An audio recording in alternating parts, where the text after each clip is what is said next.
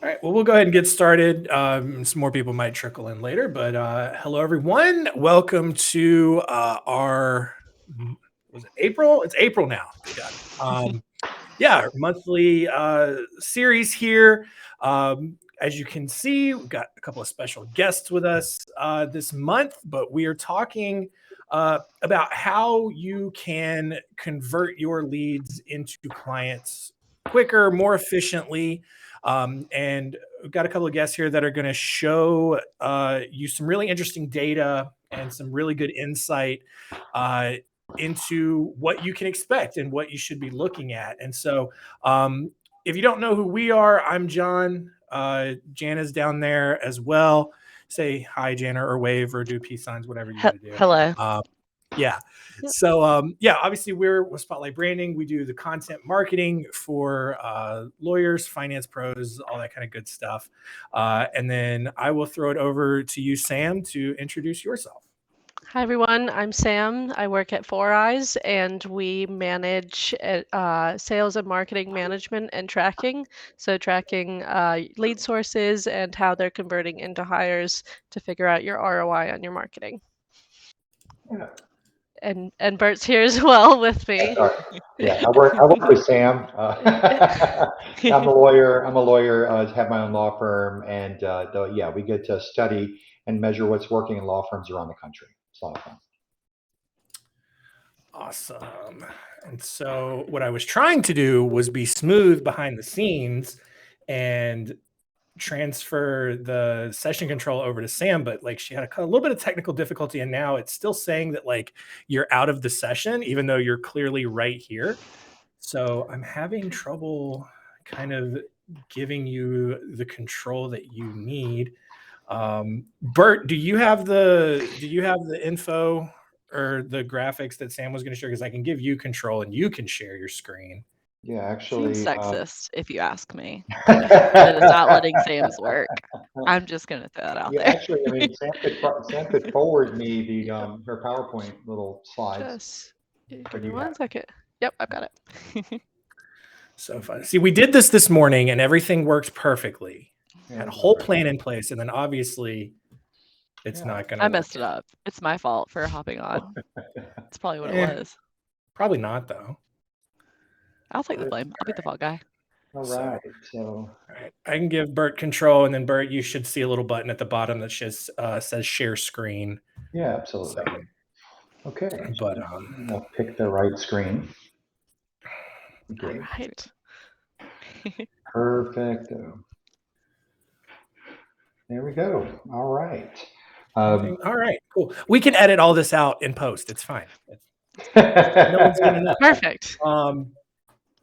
But yeah, so Sam, kind of take it away here, kind of where you guys wanted to start, and just kind of talking about, kind of our big picture and what we're talking about today. Just, I know that lawyers out there, you get the leads that you want, and then you have to a lot of times play kind of this frustrating waiting game as they kind of go through the sales cycle. And so what have you guys found on your end? Yeah, definitely. So Bert and I were having a conversation this morning and just really going into the data of this. So of all the calls that you're getting or leads that you're getting in, somewhere between 3 and 8% are actually ready to hire. Like, okay, I'm calling you, I'm ready to hire right now. So the conversation really happens with what happens to the conversation to that other 97% of the calls that you're getting that are not ready to hire. What's the story that you're telling them? What's the conversation that you're having with? Are you making outbound calls and calling them back?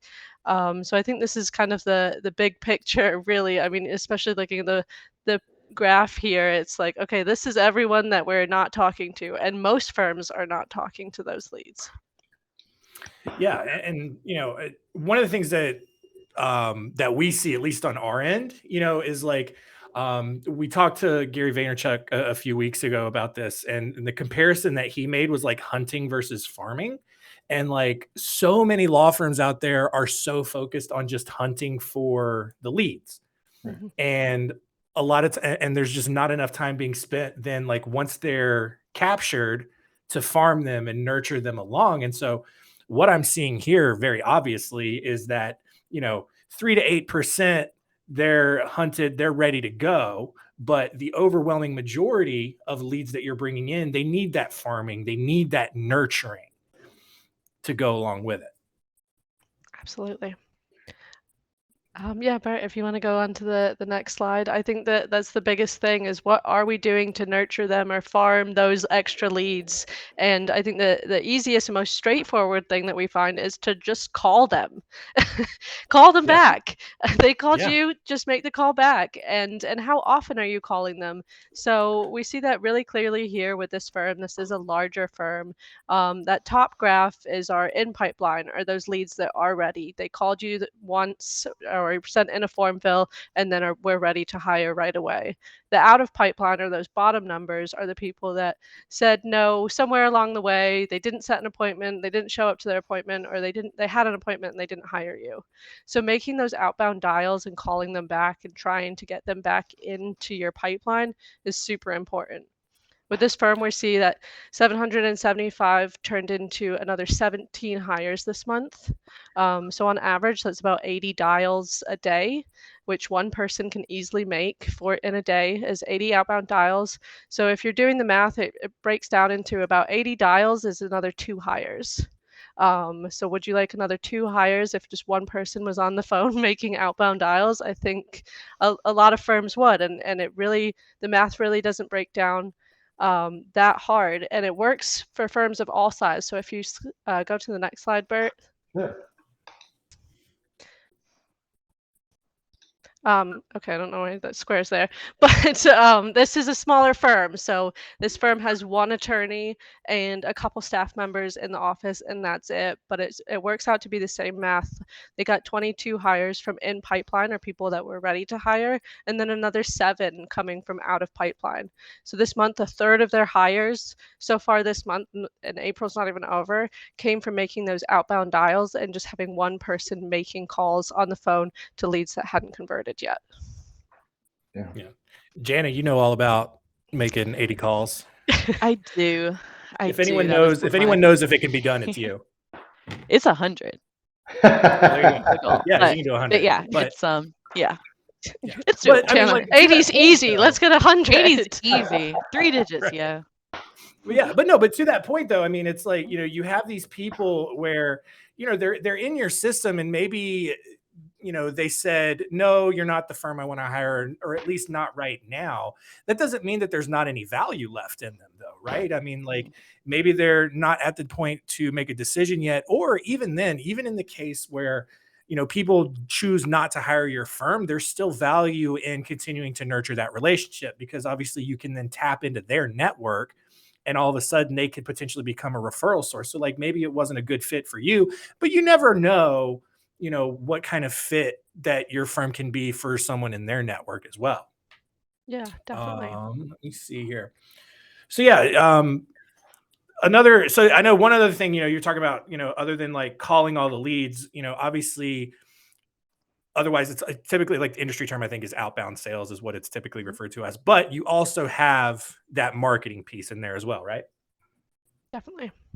So adding that on to your outbound sales is where things get really interesting. This is things like retargeting on Facebook or PPC, outbound email sequences, text messages, and then that content that you're telling them in the story to keep and stay top of mind is super important when you're not able to get them on the phones. Yeah, the one point I might throw out there is that, that firms are basically pretty much perfectly designed to get the results they're getting.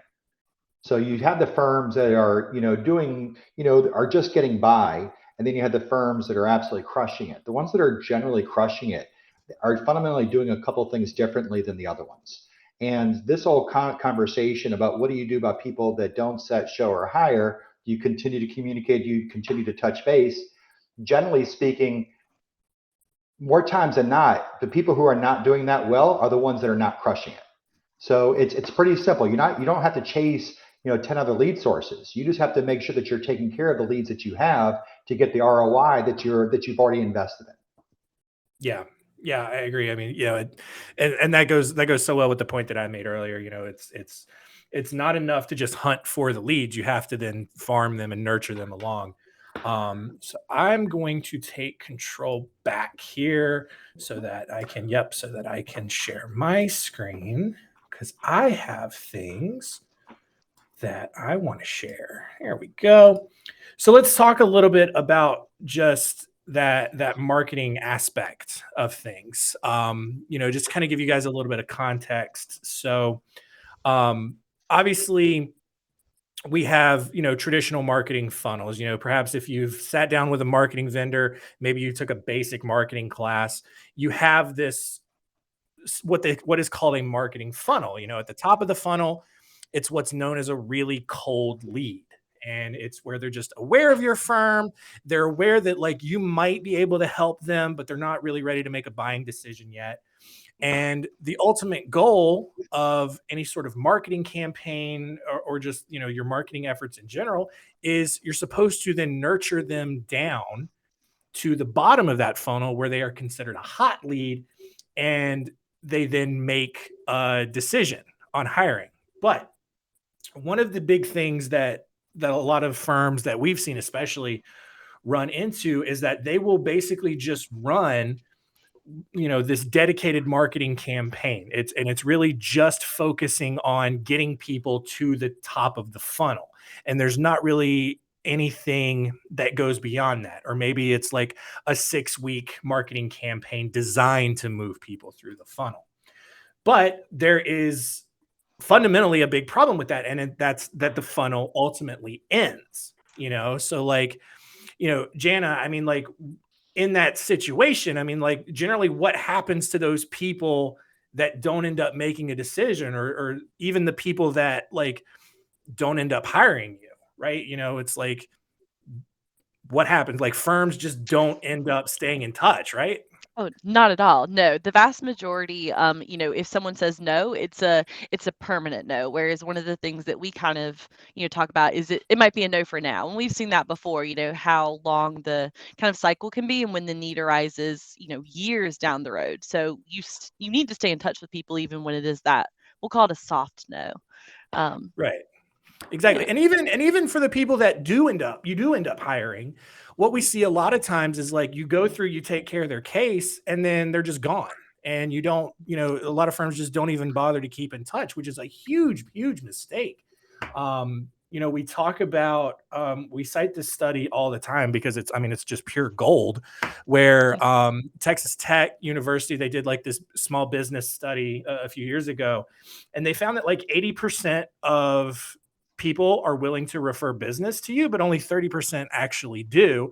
And there's a lot of reasons why, but the biggest one is just that they don't think of you, and there's no opportunity that comes up for them to send a referral because you're just not top of mind. And it's just that overall lack of communication where there's no continued nurturing along the way. So broadly speaking, I mean, like, obviously you invest a lot of money in your marketing. You invest a lot to generate leads. You don't want to lose the contact information of the leads that you spent money on, but you also, in a perfect world, don't want to leave them in this like purgatory of your CRM where they exist, but no one's doing anything to keep them moving, to keep them nurturing, or anything like that. And so, you also, like I mentioned earlier, I mean, you want to still have that opportunity to be able to generate business from people who give you a hard no or a not now. You also can easily create referrals and repeat business from current and past clients. I mean, there's another statistic out there. I think it's like 5 times more, 5 times less expensive, or 5 times more expensive to generate more leads than it is to market to your current list. And there's a ton of business, like probably in your CRM, in your pipeline, from current and past clients that you're just not tapping into because you're not staying in touch. So how do you do that? Content. Pretty simple, Jana, I mean, Jana, what do you typically tell people, even if it's the things that I have right here on the slide? I mean, what do you tell people when you're on, consultations with them as to why this sort of thing's so important?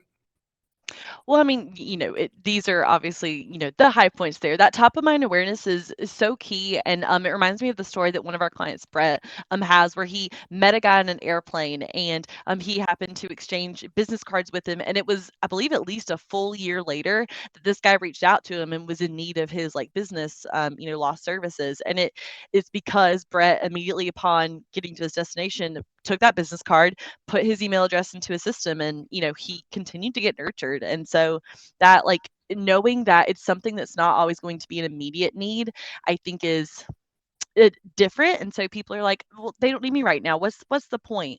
But the amount of people I've talked to who may have said, it's not a fit for me right now, but I actually know someone who I think this would be a great fit for, is staggering.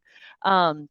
And so yeah, that was a bit of a digression, but yeah, the top of mind awareness piece can't be overhyped. Yeah. And, there's all different kinds of ways you can do it. Obviously your blog posts, videos, email is huge. Social media is getting bigger and bigger and bigger. Podcasting is blowing up, and it's a lot easier than you think it is. And so all of this stuff works together.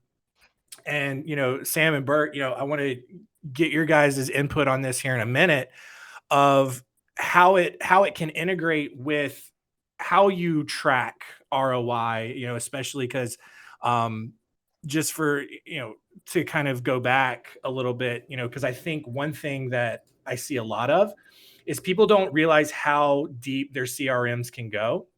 A lot of times I think they just use it for case management, and they don't realize like how in depth they can go to track how their marketing efforts move along.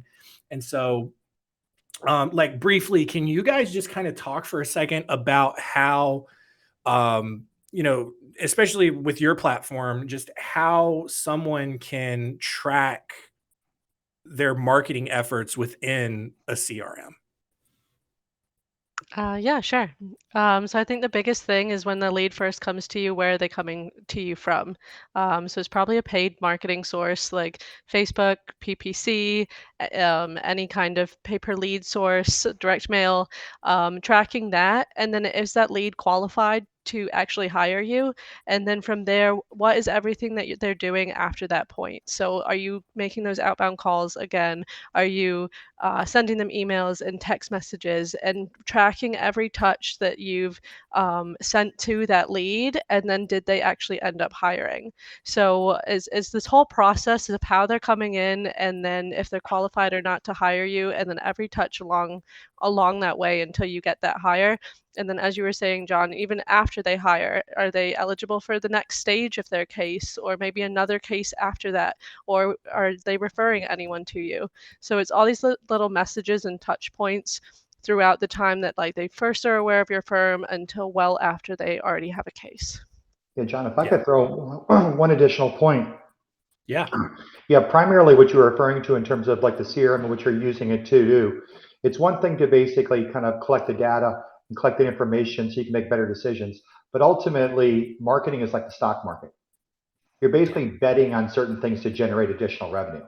And unless you can actually go back and find out what's working and what's not, that's the difference between the people who continue to get more and more momentum month after month or year after year, as compared to people who just kind of get by on hope and logic, and which logic is dangerous for lawyers because we have degrees in how to justify things, right?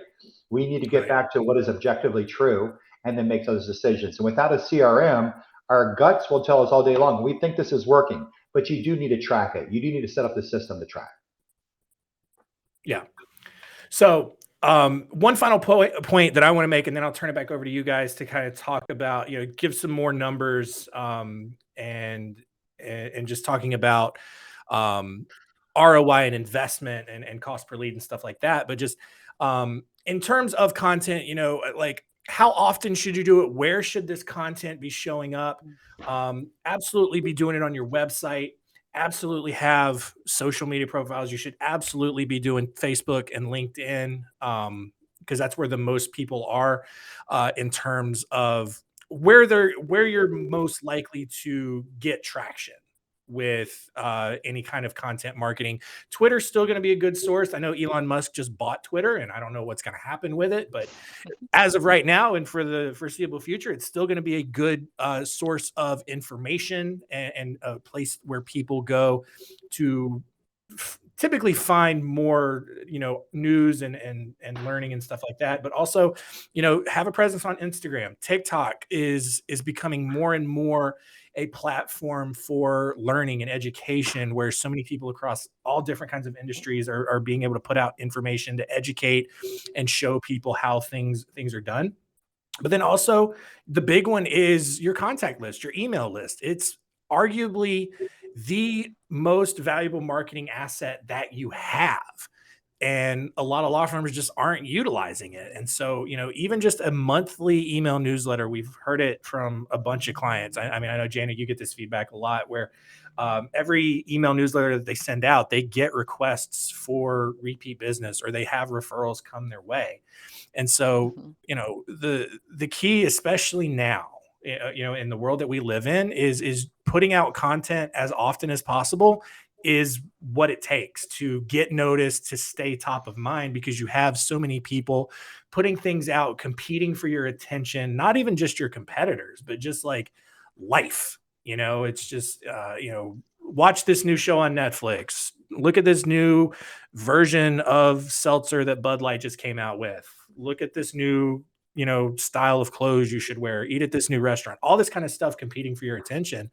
And if you're not in there and you're not in that sort of octagon for like a fighting reference and fighting for that attention, you're going to get left behind. You're going to get forgotten, and you're going to lose out to another firm who did a better job of staying in touch and staying top of mind. And so, as I kind of turn things back over to Bert here, I do want to let you guys know, like, if you have any questions for us about this or marketing, or even the 4eyes platform and how things work, go put it in there. I do have a couple of questions that people submitted beforehand. They weren't going to be able to attend live, so we'll have those. But if you guys have any questions, throw it into that section over on the left side, where you can put questions. So, Sam, Bert, I will let you guys kind of wrap it up here, and just kind of talking about kind of that cost per lead and what to look for there.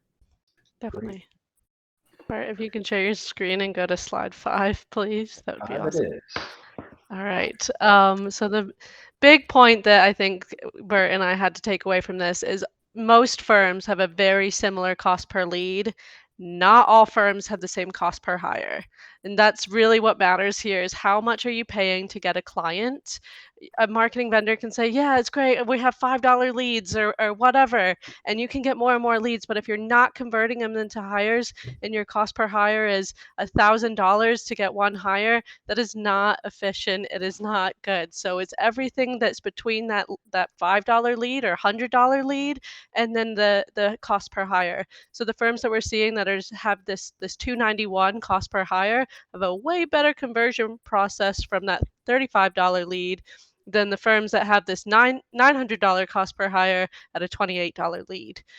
So it is all of the content and everything you're sending along the way and those outbound dials that will convert it. Basically using the same amount of leads to get more hires, instead of trying to just get more leads to get more hires. Yeah. I mean, and what this graph shows me is, like, for example, this firm spent, firm number one spent, probably, potentially more money on, let's say, Google ads, or maybe their Google ads were just more effective than firm number 3, but maybe firm number 1 just threw all of their money into Google ads without any kind of nurturing, any kind of follow-up or anything like that. And then firm 3, however, maybe they either supplemented their Google ad spend with ongoing nurturing, ongoing touch points, or maybe, they had a really good performing ad and then they had that on the back end of it. But just really interesting to see kind of how that looks, and how, that continued nurturing and figuring out how to move people along and get people to hire a little bit quicker makes a big difference. Yeah, it's if I could bring up another point, it's really Yeah. it's a two-part decision, right? So it's dangerous if people think they're just, look, I'm just in the lead generation game. And what we keep on talking about, we're in the lead, this is the lead conversion game.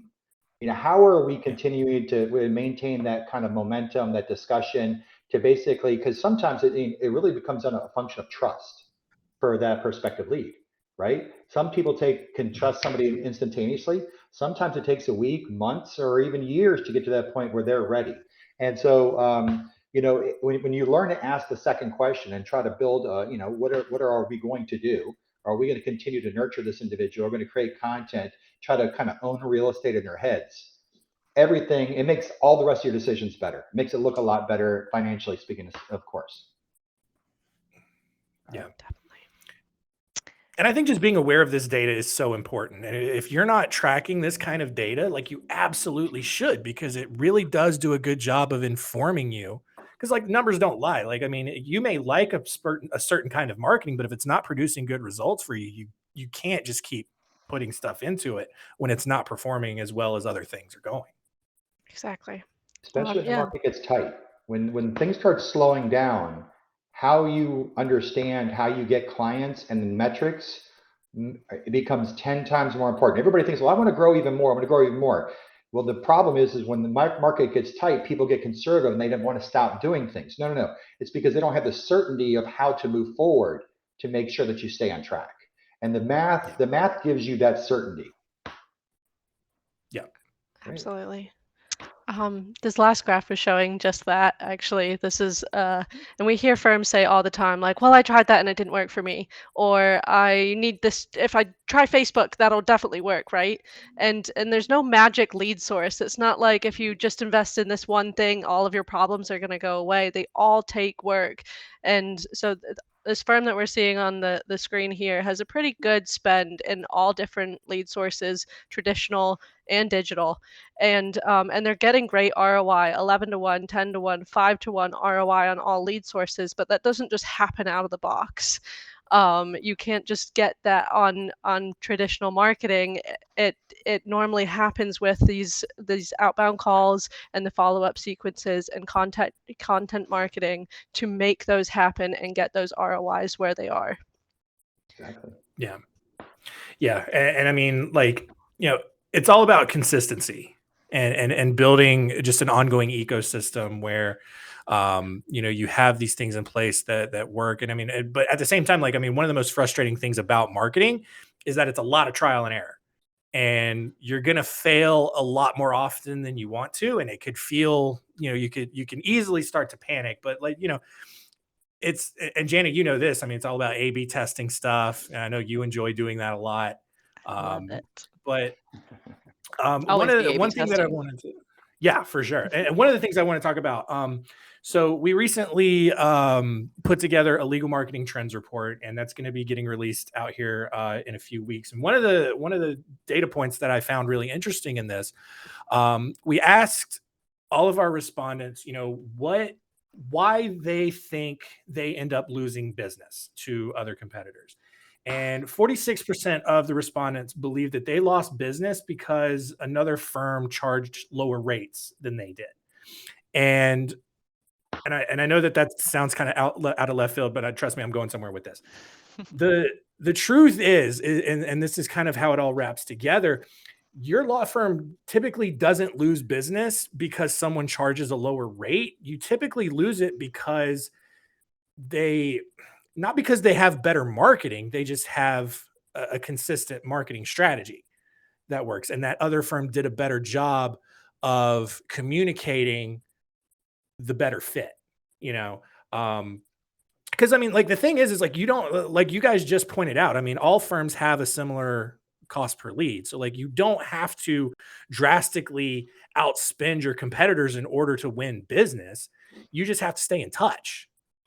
Because, like, I think to me, that's what stands out as kind of the common denominator, which is, and so that's what we preach here at Spotlight Branding, is just having that consistent content strategy in place. And so, I mean, based on, like, the numbers that you guys presented here, I mean, it's not that firms aren't generating enough leads. it's that the leads oftentimes don't convert fast enough. And I think a big part of that is because you're not staying in touch. Right. And so, I think just that simple addition can help that conversion rate. And then you're able to track it inside your CRM. You can actually see it. You actually have data to show that that's what's actually happening. I think it's really interesting just to kind of see how it all comes together. In terms of us getting to know Spotlight and having mutual clients, right? And seeing what you all are doing and us measuring behind the scenes what's working. Look, we actually work with Facebook. Facebook contacts us sometimes to track after lead generation, after the conversions. So we've been able to have developed a working relationship with them.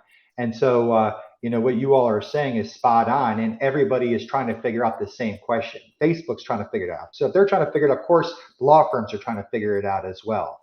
But, I would probably throw out just one other just a compliment what you said, John, which is that basically people hire people, right? So we tend to think of it as a law firm. No, it's a human being that when they're going to invest their trust, it's because they trust that individual, that whoever is representing the law firm at any given moment.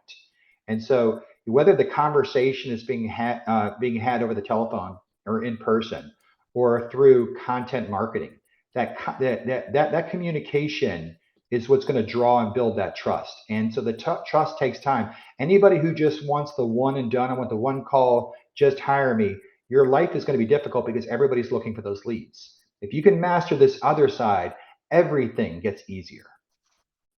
Yeah, absolutely.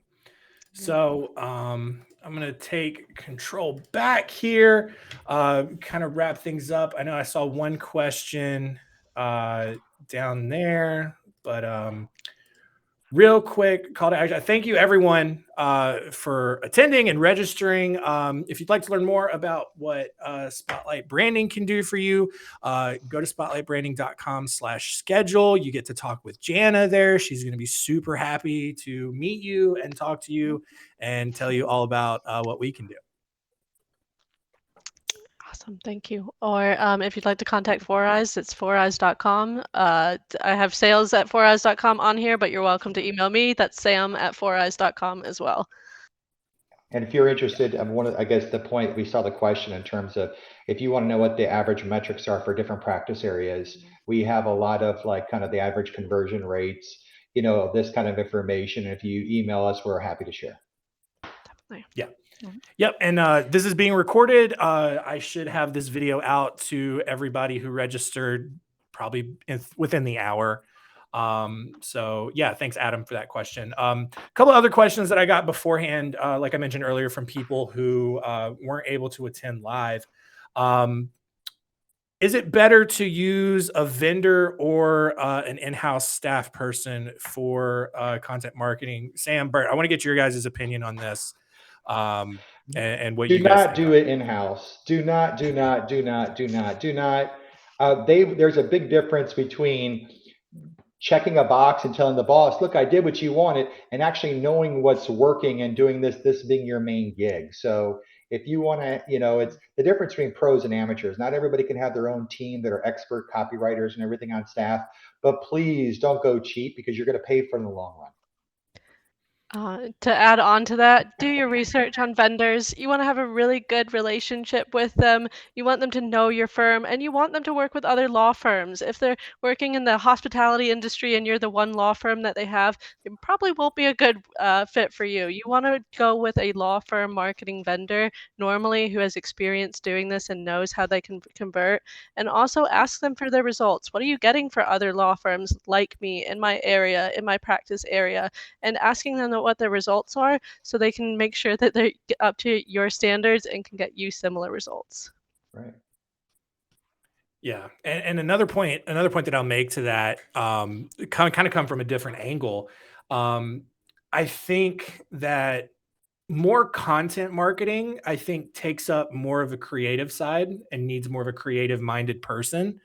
Especially when they're creating videos, content, social media posts, and all of that. And, I think if you have an in-house marketing person, I think you want more of a strategic, a more analytically minded person when it comes to strategizing, bigger marketing campaigns. Maybe you want more of a relational person who's going out there and nurturing those referral relationships and stuff like that. And as someone who has juggled both positions at the same time, it's really difficult to do that. And so just from a common sense hiring standpoint, you want someone who's going to really be focused on one side or the other. Let them strategize, let them handle, organizing campaigns and managing the flows and CRMs and stuff like that, and have someone else handle the content and publishing and all that. Let's see here. All right, cool. The other question that I got is email marketing really an effective strategy? Someone said that they were concerned about spamming the list. Jana, what do you typically say in response to that? I say that the email marketing is an incredibly underutilized tool, and one of the biggest, kind of reasons to counteract that one, you don't want to spam them. And that's true. You don't want to send them emails every day. I would not encourage anyone to do that. It's just, you're going to get too many unsubscribes. But even when you're looking at metrics like the click rates and the open rates, they surely give you some data, but even just the impact that it has of sending something to your whole audience with your firm name. And we always use the subject line of our blogs, or the blog title is the subject line for the newsletter. So they're seeing your firm name and something very relevant to what you do. Even if they don't even read it, if they don't click any of the links, it's still in their inbox. And it's one of those subconscious touch points. And people need, I want to say studies say at least 7 before they will remember that product or service when the time comes. And so that's only counting people that aren't actually reading it. And you're going to have tons of people that do click and watch all your videos and read all the blogs and, engage even more from seeing those. So I cannot highly, recommend an email newsletter enough. Even if it's something that you start sporadically, consistency is definitely key, but just getting the wheels turning is, I think, crucial. Yeah. Sam, Bird, do you guys have any thoughts to add on that? It's okay if you don't. I'm putting you on the spot. Yeah, I mean, Sam, you know all about it. Okay. I think email is a valuable tool to help convert those leads. Obviously, unless you're buying a list from somewhere, which I definitely don't recommend, it's not a first lead source. You have to get the lead in from some other way, whether that's a referral or another paid lead source. But then using email as a tool to convert is definitely successful after that lead is in your system, and how you can keep in contact with them without being overbearing. Awesome. Well, I think that is going to wrap it all up for us. So feel free to book a call with Jana, spotlightbranding.com/schedule. Reach out to the team at 4eyes, especially if you're maybe not happy with your current CRM. Check out their platform. Let them do a demo with you. Let them show all the things that they are capable of doing. They do a lot of really good work, and we're super happy to be partnered with them and work with them and some of their clients. And so I think that's going to do it. So this recording will be coming out here in a few minutes. Otherwise, we'll see you guys next month. Thank you. Thank you. Bye.